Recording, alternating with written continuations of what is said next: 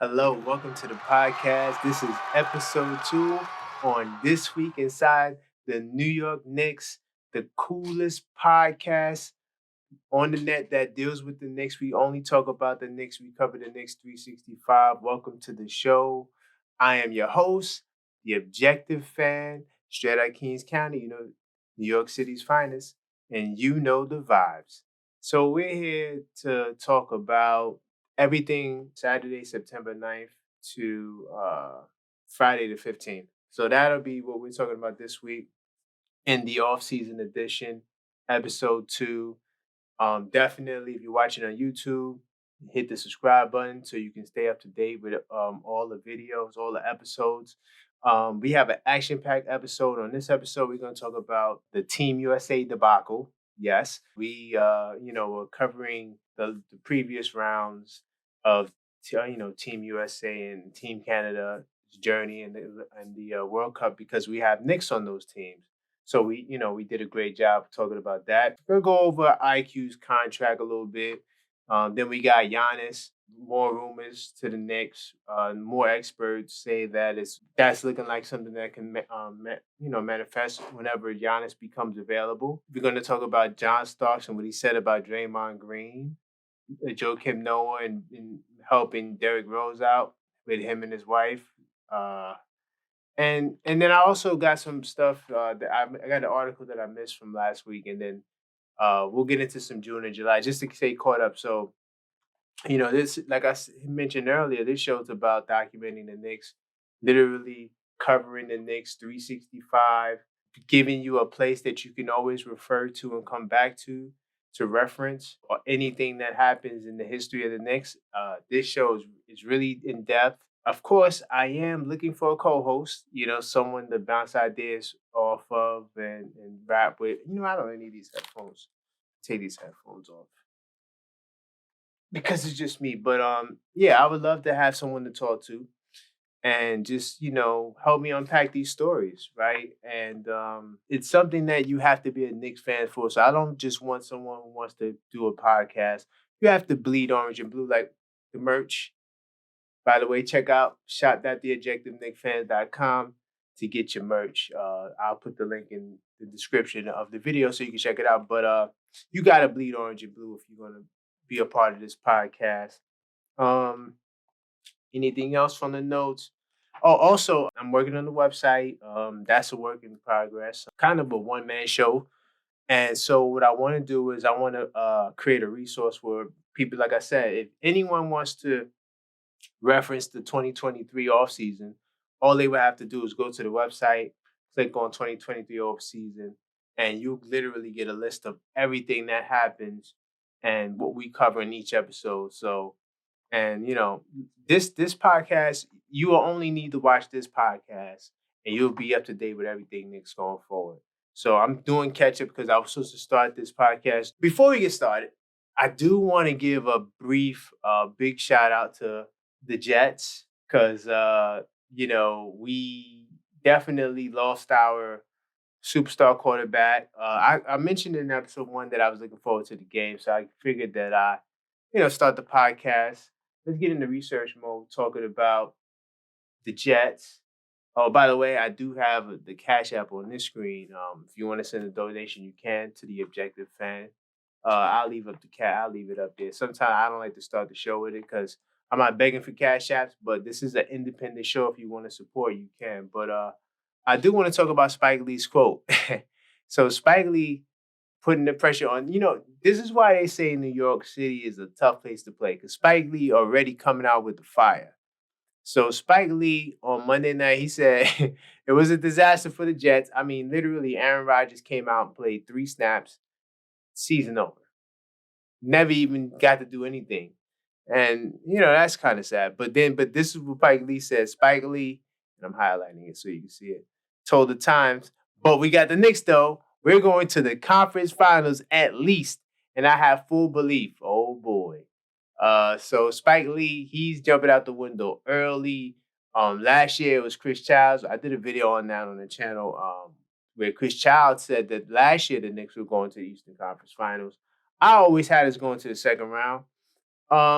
This year, it's too early to really know for sure. But I will say that I like our team. Even though we lost Obi, and we looking for another backup forward, and we're kind of guard heavy.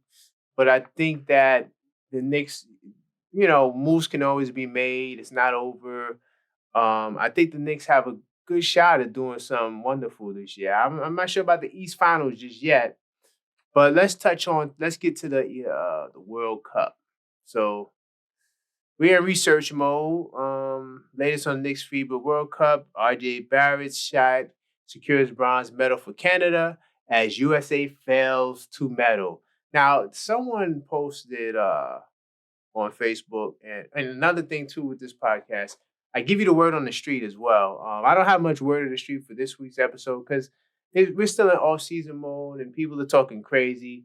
But this one lady said how both Team USA and Canada underachieved, and I'm like, no, it's not what happened. First off, Canada was excited to win the gold medal because they never won. I mean, bronze medal. They didn't win the gold. They were excited. They never won a medal before in their history, right? Team USA, if Team USA would have won the bronze, it would have been a big disappointment no matter what, because Team USA is supposed to get the gold. So no, sweetheart, it's not true. I love to correct the fans. Team Canada, they were excited. I was on Canada's basketball IG page, and man, they were celebrating. You would have thought they won NBA championship the way they were celebrating. So yeah, RJ had 23. He had a pretty efficient game. Matter of fact, let's go to the box scores. I do got the box scores here. So yeah, RJ had a pretty efficient game. 8 of 16. 50, that's 50% from the field, 50% from downtown. 3 or 4 from the free throw line. He also had 7 rebounds, and he was solid, throughout the game. And like the article said, he hit the clutch shot. Some things I want to touch on with this game. So Steve Kerr is a very stubborn coach, and I kind of mentioned that in the previous episode. Clearly, Team USA should have played their big guys. People said that Team USA was small. No, Team USA was not small. That is not true. Team USA had Walker Kessler, who was a solid center for the Utah Jazz, and I think he's going to have an amazing year. He didn't get much time. He's a bona fide 7-footer who could block shots, rebound, does everything a traditional center can, right? And a nice touch around the basket. Bobby Portis, another guy who was a runner-up for six man, battling with our beloved Immanuel Quickley and for that race. And he barely got minutes, but I tell you what, when Bobby Portis played, he was effective. Let's pull up his numbers here. So he had 14 and 6 off the bench in 20 minutes. And like I said, every time this man came in the game, he just put in work, whether it was scoring in the post, something that Steve Kerr doesn't like. Hey, FIBA is a very physical game where teams, they can go inside. They don't hesitate or hide from physicality of the game. Come on, man. They got big guys on the team. Then they got Jaren Jackson, who is a power forward. You talk about Josh Hart. Jaren Jackson is not a center. I feel like his performance was very underwhelming, very disappointing. He didn't play in this game. So in this game against Team USA, they didn't have Jackson, Ingram, and Ben Carroll. So I might, I don't want to say, oh, well, that's the reason why they didn't win the game. Maybe if they had those 3, they would have won the game. But Josh Jackson wasn't really Jaren Jackson wasn't doing nothing much for the tournament. So what happened was with this game is that, as you can see for Team Canada, they had Lou Dort, who was listed as a guard. He was playing the 4 with Brooks and Barrett and SGA with Powell. So they went small. And it was a battle of the small ball, and Canada won the battle. Why? Because people, and I know that they're going to give Jalen Brunson a lot of flack because, he's a liability on defense. I'm not going to put it all on Brunson. Look, this guy, Dylan Brooks, was on fire. He played 42 minutes. FIBA game is 40 minutes, but it went to overtime. So he's played all of but 3 minutes in this entire game. This game went 45 minutes, like I said, for the 5 minute overtime. And look at Dylan Brooks. He was 12 of 18 from the field, 7 of 8 from downtown. He was on the money. And there was nothing, not just Jalen Brunson, nothing they could do. When they switched up, they threw Anthony Edwards on Brooks. Didn't make a difference. Brooks was on fire, right? Because Bridges, who's the best defender on the team, he was guarding SGA, who also turned up, especially late in the game. SGA had 31 and 12. And they were running a lot of their offense through SGA, him attacking, driving, dishing, looking to get shooters because Canada, they went, 17 to 37 from downtown, 45% from three. They were on the money. Team USA, that's one of the things they struggle with. Not only was it the size, but Canada's not a big team, so it wasn't really a size issue. I mean, the battle of the boards, Team USA actually won the battle of the boards. Um, but but two areas they struggled with was the rebounds because Steve Kerr likes to play these small guys, right? I mean, look at Walker Kessler; he only played 16 minutes, right? So, and then they struggled with their defense in terms of 3-point defense. Their 3-point. I mean, I remember, was it Lithuania? Yes, Lithuania also lit Team USA up. They were on fire. They made like 10 straight threes, and you know people try to put it on Brunson. This was not Brunson's fault because Brunson, I want to say, once the second half commenced, he was on Lou Dort. They switched that Brunson matchup pretty quickly, and Brunson only played 23 minutes. With 3 of those minutes came in the OT because Josh Hart got fouled out. But Brunson didn't really play much during crunch time. And Brunson was the best player in the third quarter. He was leading the team in scoring before Anthony Edwards, came on and they took Brunson out of the game at that point. And he was really starting to find his stride. He was really starting to trying to put some things together, but never really got his shot. Josh Hart was very, very I would say he was one of the better players for Team USA, even though he only had 1 rebound. But I mean, he hit all his field goals, right? He only missed a free throw, right? He got 5 fouls because he was playing the best defense. He actually locked RJ up. The couple of times RJ was trying to do his thing, couldn't really do nothing because Josh Hart was in his face. Even Brunson got a good stop on RJ, but RJ wound up getting the last laugh and getting the W. So, salute to RJ. I'm gonna jump into the next article now. How and I said this before I even read this article that we're about to look at by Yahoo Sports. How the 23 FIBA can affect the Knicks and the Nets. We don't care about the Nets. So we're just gonna look at how it affects the Knicks. This is a Knick podcast. Yes, we throw shade to the Nets. We don't rock with the Nets. Even though I'm straight out of Kings County and the Nets play in Kings County, but they're not an original Kings County team. They are a New Jersey team. And they will always be the New Jersey Nets to me. So yeah, Evan Fournier, he wrapped up his career. Let's see. So yeah, they're trying to say because he got some time to play, he didn't really get much time with the Knicks. He's been since December of the season, so this was good for him. As far as Brunson and Hart, they both started for Team USA. I highlighted so you can see. And then RJ Barrett played significant minutes. I mean, RJ Barrett was pretty much like the Scottie Pippen to SGA Jordan, even though Brooks had a lot of really good games too. But you can tell if you watch the games, like I watch all of the games, even the exhibitions. I got up early in the morning to cover these games. And I'm going to tell you right now, RJ Barrett they were running plays for him. I've seen RJ Barrett play point guard. He was bringing up the ball, like sort of like how Fournier does sometimes with Team France. Hell, and he used his own shown projection system to conclude that U.S. players from 2010 to 2021 averaged 2.1 points per 100 possessions, better than the league average the following season. So, I mean, there's some advanced stat stuff. If that number is accurate, that's great. I mean, I think that would do all 3 of those guys great. Even Fournier, if he gets traded and goes to another team. But I don't really care about the Nets. But yeah, so yeah, according to this, I just want to touch on that. They're saying that it has a positive effect on the club. Salute to this dude. Hopefully, it comes true. I think what I like from RJ. I'm gonna say is that RJ had games where he wasn't efficient, but as the tournament progressed, he started to improve his play and started shooting a lot better as the tournament grew on. I think that hopefully that carries over for RJ into the season, right? So, let me give a brief shout out to the Liberties. I'll put it on the screen right quick.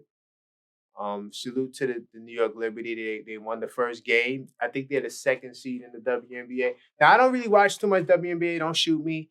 Don't be mad at me. The Liberty, I feel like they kind of traded. They kind of left the Gardens and they went to go join the Evil Empire, which is the Brooklyn Nets. So,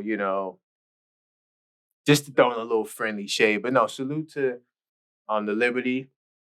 Hopefully they can win a championship, right? Right now, New York sports is kind of in the trash can with Aaron Rodgers. I tell you right now, with Aaron Rodgers going down, and I know some of the other New York fans who are not Jet fans probably wouldn't feel this way, but I felt like the Jets was the greatest chance of winning a championship in the next 2 years. And now that's going out the window. I'm not even sure. I mean, I'm not going to rule out Aaron Rodgers. He said he'll definitely be back, but hopefully the Liberty can come in and bring that light, that we need in these dim, shady skies. Hopefully they can be that ray of light. And it's possible. I'm hearing good things about the Liberty, so I just wanted to give them a quick shout out. We can't allow these clubs to just do whatever the hell they want and gain an unfair advantage. Now, we talked about this on episode 1, and I told you I would stay on top of this story. So this is about the Knicks lawsuit against the Raptors. Adam Silver, he finally speaks on it. And let's see what he says. On that dispute, I don't know more than what I read in the complaint that was filed in federal court. And so I don't have a sense yet of how egregious it is, and I haven't had the opportunity to see what the Raptors' response is, Silver told reporters. This ultimately may end up in front of me, so I think it's appropriate to withhold judgment. And hey, I'm not asking for the NBA to do nothing right now. This is an open case. We got to go through the investigation. What I am saying is, if we find that this guy who was a former Knicks employee, don't ask me to say his name, I'm going to butcher it, but just go to episode 1. All the information is there. If he really took proprietary, private information from the New York Knicks via email, stealing of files and taking it over to Toronto to help them establish their new, coaching system, that guy needs to be banned from the league. You cannot have teams doing things like this. So I'm glad that, Silva, he's at least like, he knows what's going on. Of course, it's his job. But I'm hopeful that if things come out that, the Raptors were involved and this guy was guilty of what he did, man, I need to see some penalty. I mean, severe, stiff penalties. The NBA needs to really amp up the set when it comes to penalizing these things, right? So let's move forward. I'm gonna move a little fast because we got a lot of news to cover. All of these articles will be in the notes section. And there's more articles than this, definitely way more content, but I picked the things that I find to be noteworthy, things that we can discuss, things that we should talk about. So that's what we're going to get into. So Knicks add another ex-Villanova star by signing Ryan Arcidiacono. And so the reason why I got this up on the screen is that this guy here is one of Brunson's teammates. They all went to Villanova together. He's a Villanova guy. And I just want to say what this means to me is that the Knicks have officially handed Jalen Brunson the franchise going forward. He is the guy who they're putting, the keys and in the ignition. They're saying, listen, we want you to drive this bus. We're going to bring all your guys, right? Even Josh Hart kind of, I'm not sure if I had that article featured, but there was like, people saying Josh Hart was tampering for talking about, sending a smoke signal to Mikal Bridges, who plays for the Ops, saying, hey, you need to call me. Like, hey, we getting all the guys together. That's all this move says to me. The only reason I'm talking about this as well is because last week I said, this guy, he was a free agent. I don't think the Knicks need to bring him back. And then next week, we're talking about the Knicks bringing him back. And here's another reason why I don't like what the Knicks bringing him back, because he's not going to play. And they released this guy right here, Dimitro Skopin Sentevs. I'm sorry if I butchered the name. Not the greatest with names. But this guy, he was on an Exhibit 10 contract. I wish I could have his image up. Yeah, this guy right here. He had a solid summer league, man. I like the kid. The kid set solid screens. He was hitting the glass, played a little defense. I mean, I'm not saying he would have made the team, but I felt like, the Knicks have too many guards. It's just too many guards. It's like, how many guards do you want to have? Right? So that's the reason why this kid is talented, man. I wish that he would have got a fair shake, but hey, they want to go with the Villanova Wildcat lineup, whatever. Hey, the Knicks do what they got to do. So Reese jumps from the Knicks to the Timberwolves. So Minnesota Timberwolves and the Lynx have hired Patrick Reese as Chief Communications Officer. He joins the organization from Madison Square Garden, where he was the Senior VP of Communications for the New York Knicks and Rangers, and he oversaw all the corporate and internal and team public relation efforts. So this guy was one of our big PR guys. He's gone. I'm not sure how you feel about that. I don't really know too much about him because I'm a basketball fan. I don't really care about the business side as much. But hey, I mean, from what I'm seeing, the Knicks has one of the best front office staffs, training staffs, and they've been losing pieces from these areas, these departments. And I just hope that, these things don't hurt us. Like I said, this guy hasn't nothing really to do with basketball. So I wouldn't be concerned about from the player personnel side of things in terms of performance on the court. But from a business, corporate, public relations side, I don't know. This guy, he was a big deal. Might hurt the team. Wish him well. You know the saying around here, once a nigga, always a Nick. So salute to him. Let's get into the telecast schedule. So this is the TV schedule for MSG. I'm not gonna go through all these games. So one of the things I'm gonna bring to the channel is I'm gonna do live commentary, but not for these games because I cannot compete with Walt Clyde, Mike Breen, and the boys. I'm not doing it. If the Knicks are on MSG, I will not cover them. But if their national TV schedule, Christmas Day, I might do a Christmas Day live stream. I'm definitely will be doing some play-by-play live commentary, but I'm not competing with MSG. They got the best commentary, and I love. I'd rather listen to the games on MSG than go to the games, to be honest. So this is the telecast schedule. I got the link. Like I said, if you want to check it out, you can. Not to spend too much time, let's get into one of our main stories that we covered, at least on the thumbnail. Joakim Noah. He marries Derrick Rose and his wife. See, so he actually officiated over the ceremony. I didn't know the man was a pastor, or had some sort of minister license, or I'm not sure what do you need to do that. But salute to him. But you see, that's the picture of them, and I actually used this on the thumbnail, so you guys pretty much probably saw it. This one of the, once a Nick, always a Nick. And these are two Knicks, and, they're good friends. And they even played in Chicago together. And, and I thought it was a cute story. Salute to Derrick Rose. Congrats to him for getting married. And I wish them all the best in their careers, and what they got going. So the next story, we're going to talk about the expectations for the Knicks 2023-24 season. Bleacher Report put the Knicks at 48 wins. ahead of the 76ers and tied with Cavs. That's interesting. I think the Cavs got a really solid team. And I do think that right now I got the Knicks as the third best team in the East. And that's subject to change because we got Boston. I hate Boston, but they're a really good regular season team. So I can't front on myself with that. Boston probably will finish with a better record, but I do think that we can beat them head to head in any matchup.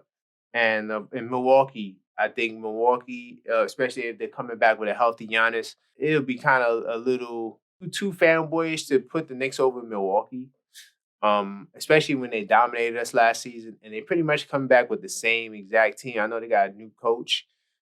So see that new coach thing kind of, and then the same thing with the Celtics with the KP trade, who now KP has plantar fasciitis. Good luck with that, B. I'm glad the Knicks didn't trade for him. If you've been following this channel, you know I told you guys stay clear of KP. I no. But Miami is someone that can change that, especially depending on how they pull their cheat code for Dame Lillard. You know, NBA cheat codes. If they don't get Lillard, I think I would give us the edge because I felt like they lost too many players. They lost Gabe Vincent, they lost Strus. Those two guys were like, very pivotal for them in their runs. So I don't know. I think that honestly, I'm cool with 48 games. I had 49 wins. I feel like the Knicks can win 49 wins. But let's see. It says here, eclipsing 50 wins would be no small feat and isn't as crazy as a possibility as one might think. See, the East is shaky with Boston moving a core starter. Hey, I mean, they moved the defensive player of the year. Milwaukee looking weaker and weaker by year. That's true.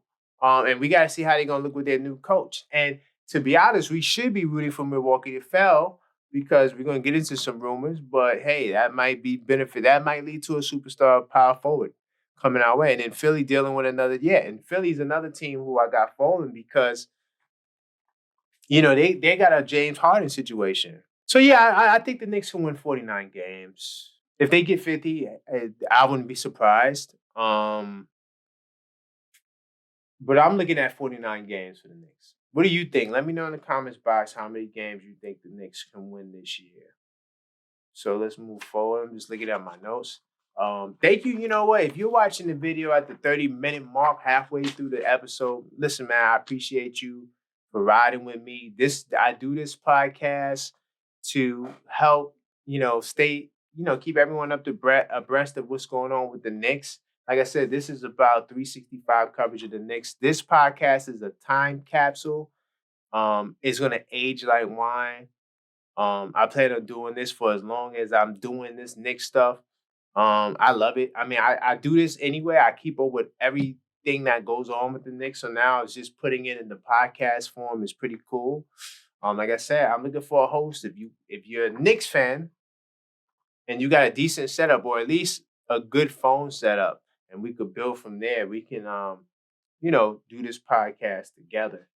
So I want to talk about the three biggest swing factors that could affect the Knicks of the 2023 season.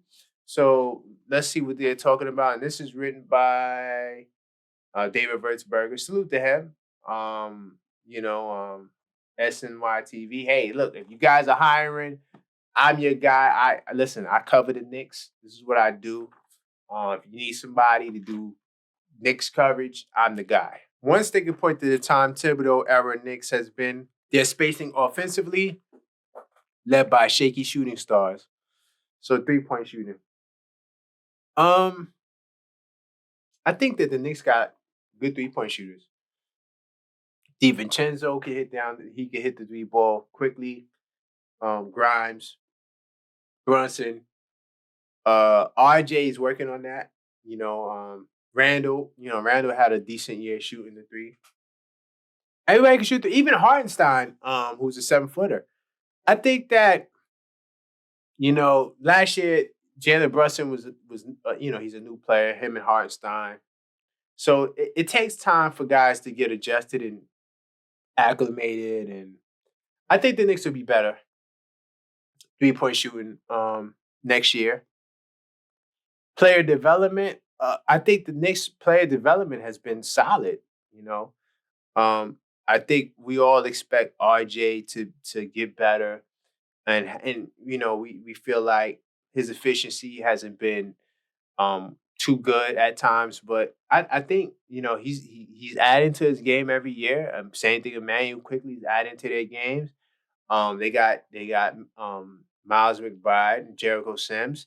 Those guys have become rotation players in their short stints here, even though they don't get a lot of minutes. But if you need another guard, Miles McBride can fill that in as he's shown, and Jericho Sims, same thing. If you need another big, he's somebody you could just plug and play. And the cool thing about those two guys is, they don't really need the time. It's not like they're going to be disgruntled if you don't play them. So those are guys that can sit and, you could plug and play them when you need them. So I think that the Knicks player development is pretty solid. And then Quentin Grimes, this is a big year for him too, especially if he's going to be a starter. We need to see what his development is going to be. I expect him to be even better. I think that he's a terrific shooter and he plays good defense. Those two things right there are pretty pivotal. And then another thing they said, star coming available. Oh, they got Giannis and Joel Embiid. I don't think Giannis is available this year. I think Milwaukee has to stink up the joint, and next year, we'll get into that. Joel Embiid is somebody that can actually he can very well become available before the end of the season. Zach LaVine, no, I don't want Zach LaVine. He said he didn't want to come to the Knicks. I did a video on that on the channel. I could care less. But in terms of trading for a star, like I said, I did a video why the Knicks should avoid trading for a star. I think that it's no rush. If a star becomes available, we know we have the assets. We know this is a big market. It's New York City. And who wouldn't want to bring a championship here? So, I don't think that, the star thing is something that I have, like if I expect that, yeah, we need a star right now, I want to put my eggs in that basket because the Knicks are solid the way they are. And you just go to course. I mean, we're talking about 50 games without a star. So, if a star comes available, we deal with that when it becomes available.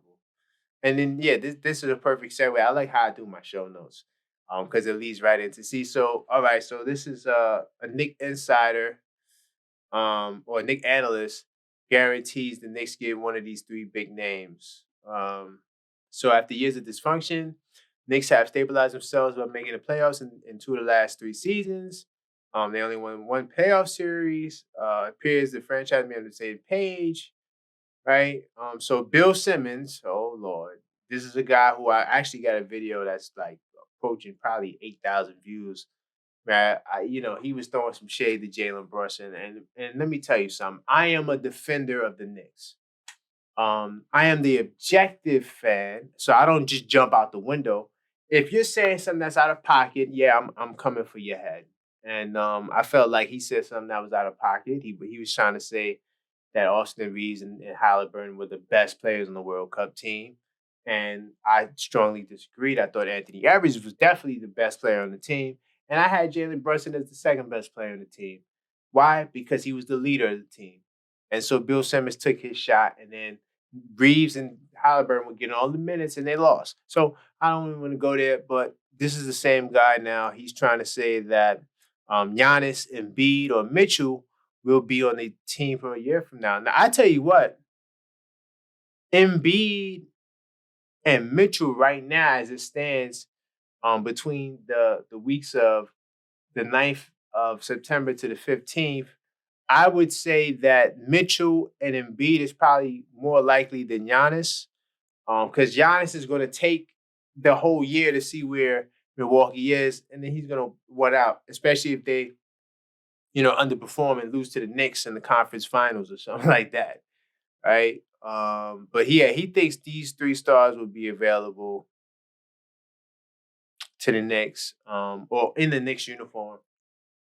Now, I think Donovan Mitchell, from what I'm hearing, a lot of rumors still with Donovan Mitchell that, he's going to opt out of his contract or he's not going to re-sign with Cleveland and he's going to, look to sign with the Knicks.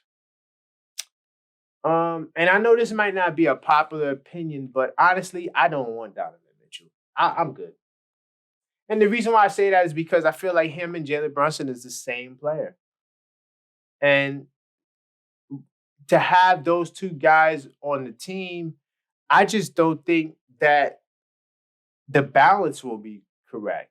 And you might get to the finals, but you might not win the finals with that team. I would rather go for Embiid or Giannis, but that's just me. So I just want Bill Simmons, whatever. I still don't rock with him because he's a Knick hater. But that's a whole nother topic. So yeah, this is another cover story. If you saw the thumbnail, you probably was wondering who the hell Starks was talking about. When I said that he was, made a statement about Dre. I was talking about Draymond Green. So John Stark says Draymond back in the day would have gotten checked real quick for his antics. John Stark shared how Draymond Green would fare in this era. Okay. So, right, John Starks. If you don't know who John Starks is, you're a baby Knicks fan. And you need to do some research. All you gotta do is think about is the '90s Knicks, the Knicks that were relevant, the Knicks that were putting in work and were doing things in a time when New York was a place where you could have your head held high because you have a team that will compete, even though we were losing to Jordan, and that hurt. But John Starks was one of the guys, one of the heroes who was helped the Knicks do things, even beat the Bulls in '94. And even though we came up short in the finals against Hakeem the Dream, those teams were special, man. So John Starr says it's good that he's that way, but believe me, Draymond back in the day would have gotten checked real quick for his antics. You know what? I think Draymond Green was a tough cookie, man.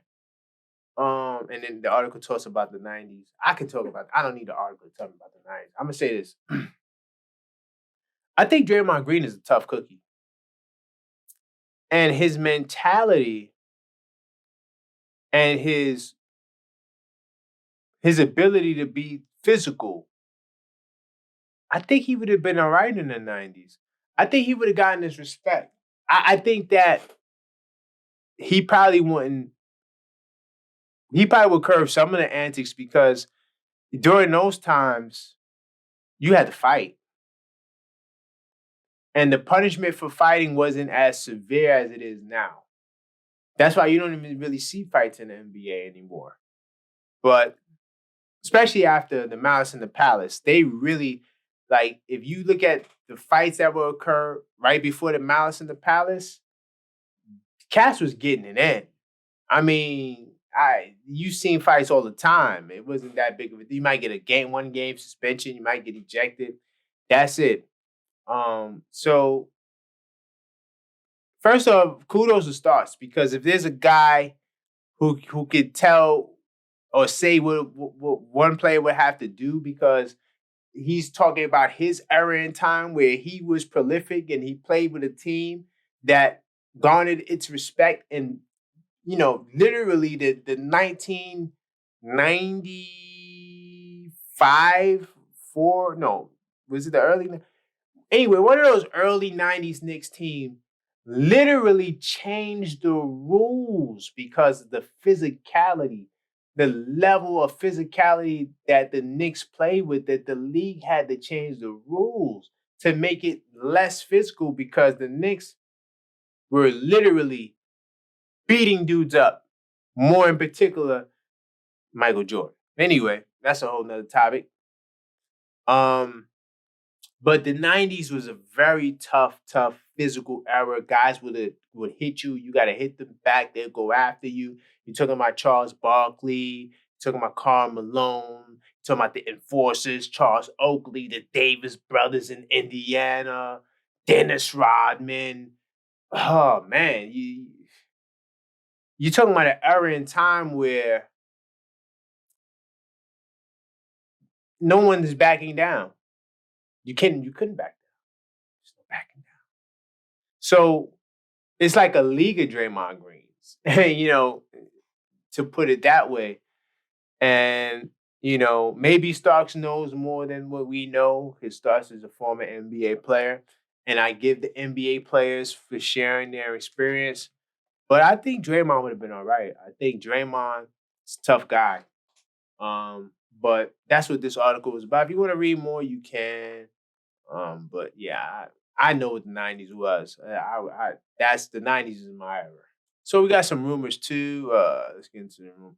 So first off, the reason why I got this here, I wasn't even going to talk about this because there's a lot of stories that are just trash, and you could tell it's the dog days of the off season because people are running out of things to talk about. The good thing about me is that my content is so good that I'm literally doing an hour show by myself talking about this stuff.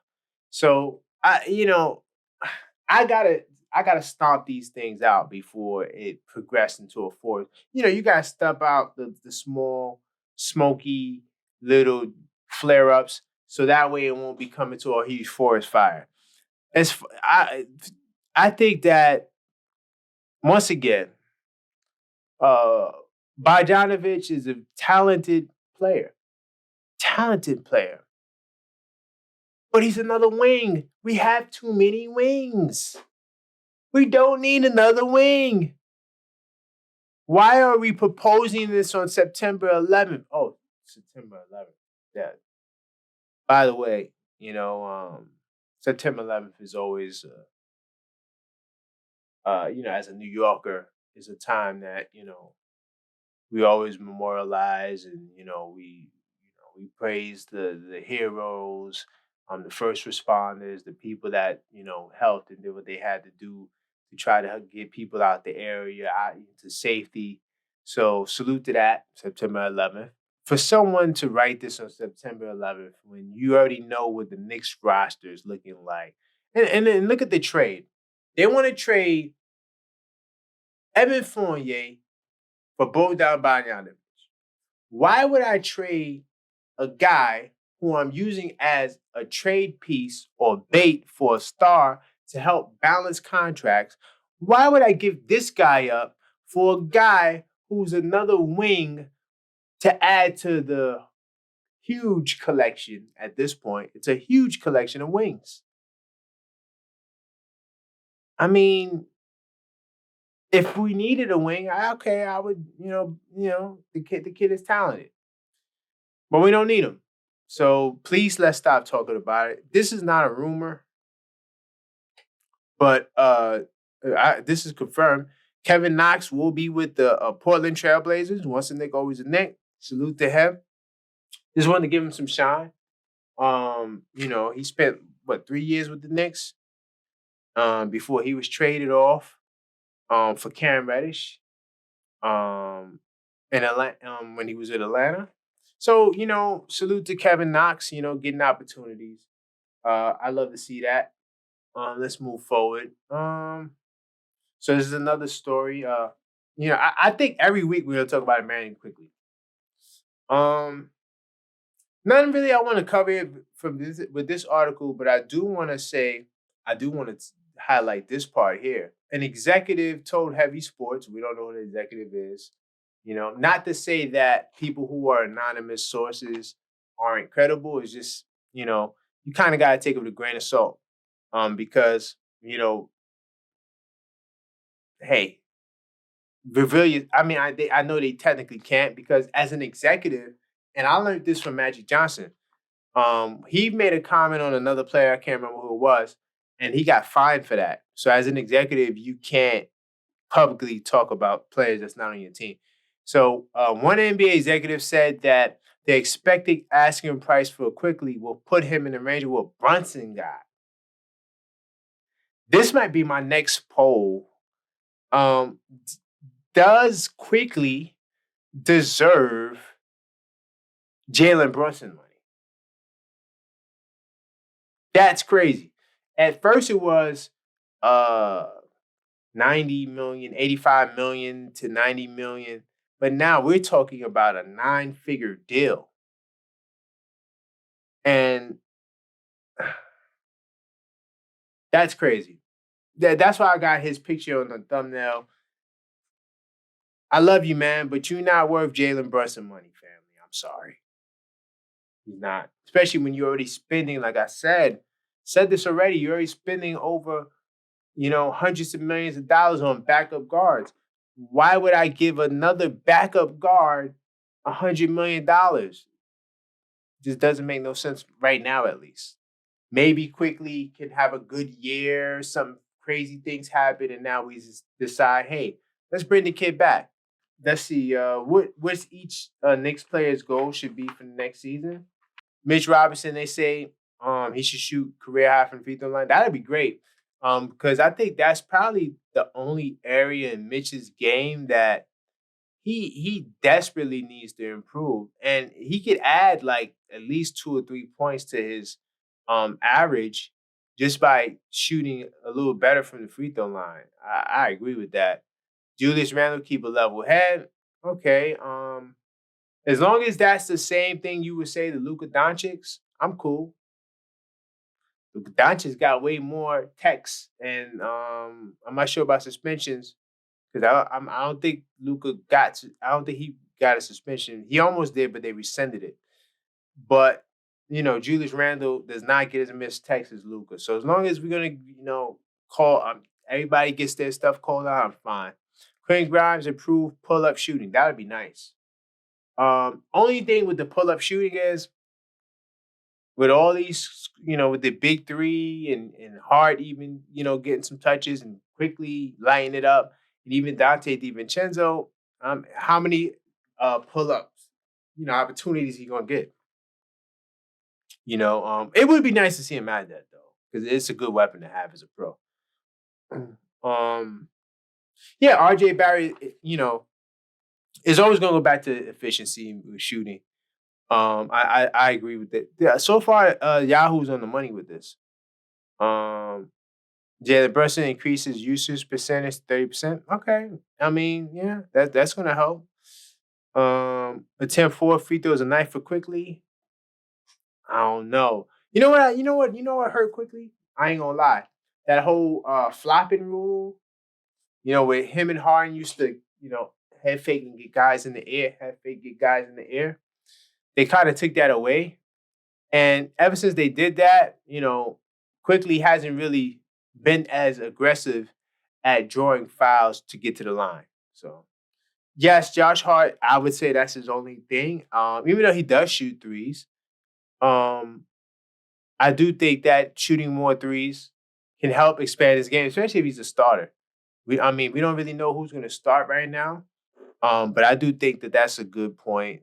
Dante, oh yeah, 40% from downtown. RJ did do that one year, by the way. To all the RJ haters, naysayers.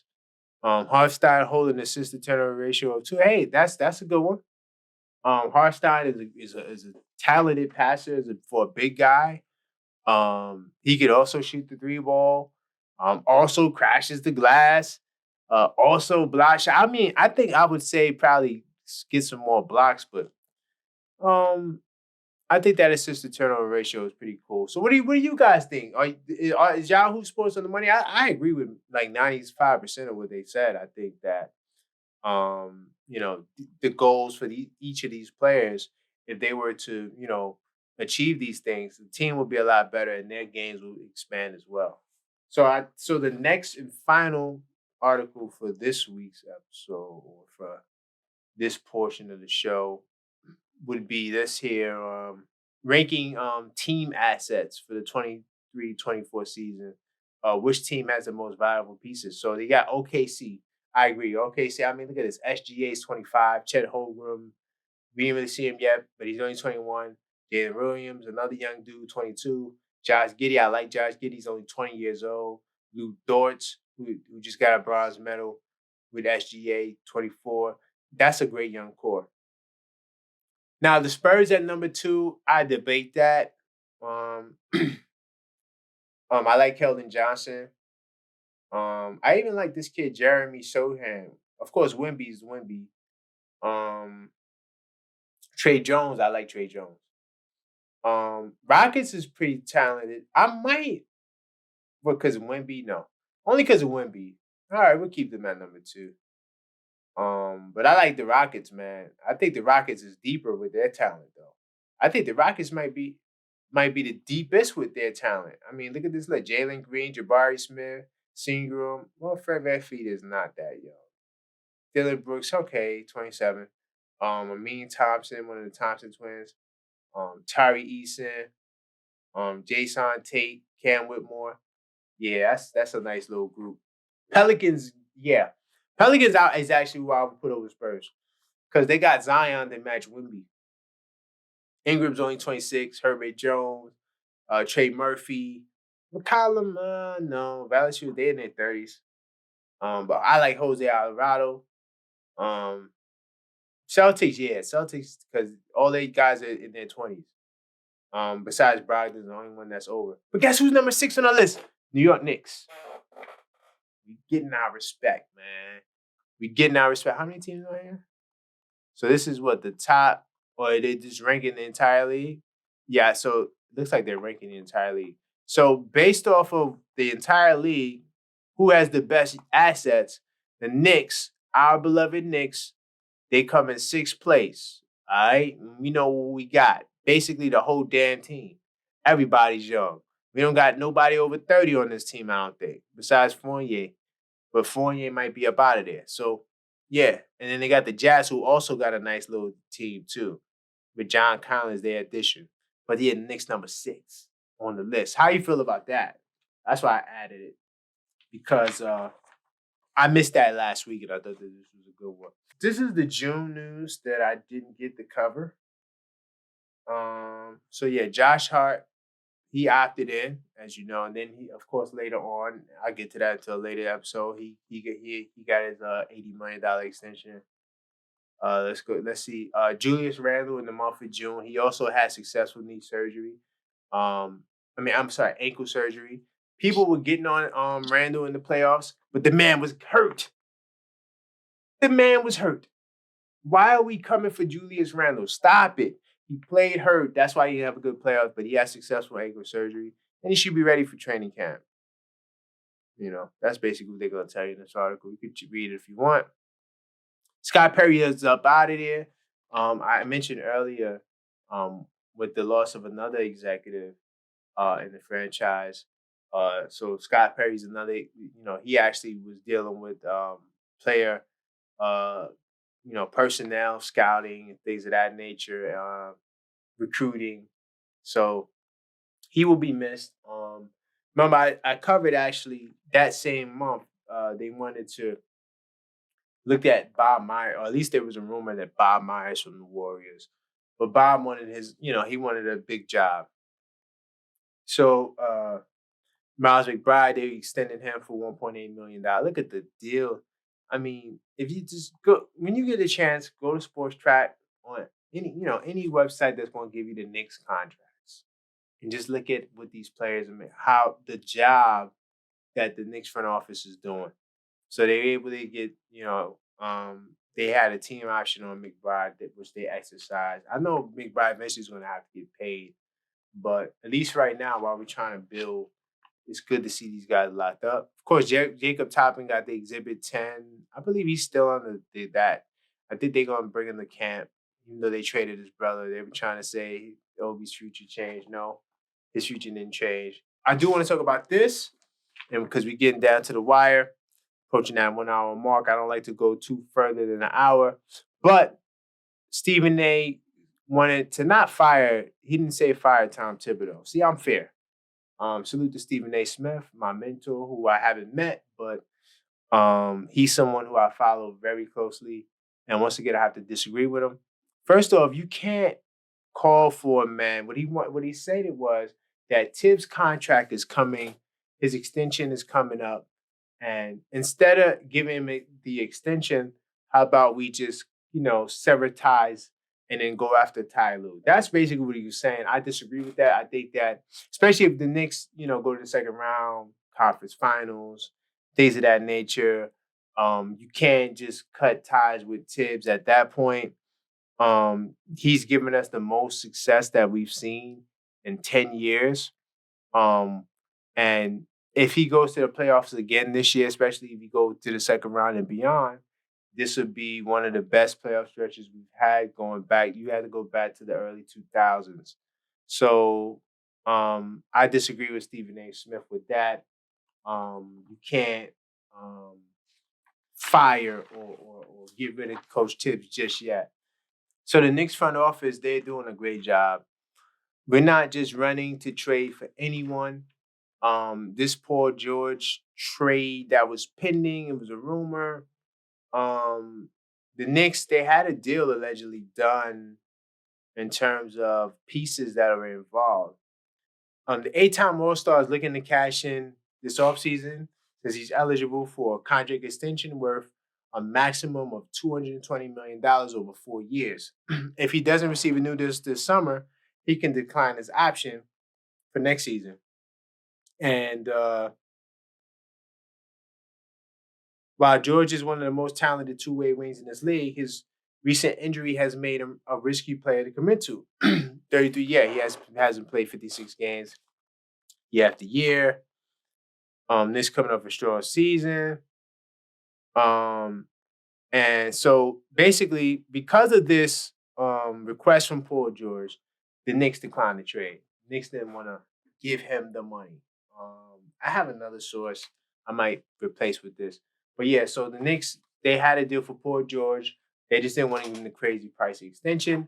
They learned from the old days when the Knicks used to trade for stars like Antonio McDyess, right? And the man knee went out. And then he wound up being an all right player for Detroit after that. But the point is the Knicks are using their heads. Let's see, Obi Toppin, he's a pacer. Let's see. I'm not gonna lie, I really ain't see anything. I ain't on social media like that. I'm really focused on having the opportunity to come in here, meet new guys, meet the staff, and get a fresh new start. Pro. Yeah. So yeah, Toppin was traded to the Pacers. Let's move forward. Stephen A. Smith proposes a Damian Lillard trade to the Knicks. This was one of the most craziest things that Stephen A. wanted to do. He had, this was on ESPN. He had like a board up there and who he would trade. And okay, what's the difference between this trade and the Paul George trade? Except Damian Lillard is not as injury or beat up as Paul George is. But what I will say is this. Damian Lillard is 35, 34, 35 years old. He's due $65 million within the next 2 years. There's no secret as to why, Portland's willing to move on from him. One, they do got a young, talented guard in Scoot Henderson, who I think is going to be tremendous. So why stay the course with a guy who, you haven't really done much with outside of make a couple of playoffs? And Damian Lillard is a terrific talent. And I do think that he can become an NBA champion with another team. But not with the Knicks. Why would I give up all my young talent and future for a guy who's never won on the highest stage and who's approaching, the final leg of his career? Not that Dame Lillard is done. No, he's not. But right now, I'm staying the course. I don't want to make a trade for a guy who's over 35 that's due to make $60 million in a year. That's not smart. Then you have to butcher your team. This is what the issues with Miami's going through right now. And I actually did a video on the House Call Sports, salute to them, where I talked about that Portland is better off holding on to Dame in terms of delaying the trade, because the longer they delay the trade, the better the deal they're going to get, because they're going to get a team that's desperate. Okay. Then we got Dante DiVincenzo. He got his little 50, it would turn out to be $46 million. Salute to Dante DiVincenzo, another Jalen Brunson guy. Like I said, they giving the keys to Jalen Brunson. And then, of course, they traded Obi Toppin. That's all. There's more July news. I'll cover it on the next episode. And then maybe even a little August news. But that's all for this episode. Definitely, I appreciate you. If you stuck to the hour mark, I do appreciate you. This podcast is for you. It's for the fans. I'm covering everything. In case you missed it, it'll be here. If you want to see all the notes for the weeks, I have all the news stories because, within an hour's time, there's only so much news we can talk about. But for those who are just diehard Knicks fans that want to have a capsule, a place you can come to, and you know that, hey, you might have, been working all week and you missed out on some games and you missed out on some news, just know you come here. I got you. I'll keep you up to date. Everything Knicks, 365 Knicks. This week inside the New York Knicks, episode 2. If you want to support, you can. You got the Cash App, which has been on the screen the whole time. Hopefully you don't kill me for that. I don't beg for Cash Apps. I just got it there. If you want to help support the channel, you could go to shop.theobjectiveknicksfan.com, get a shirt like this. I bleed orange and blue, representing for your team for the season.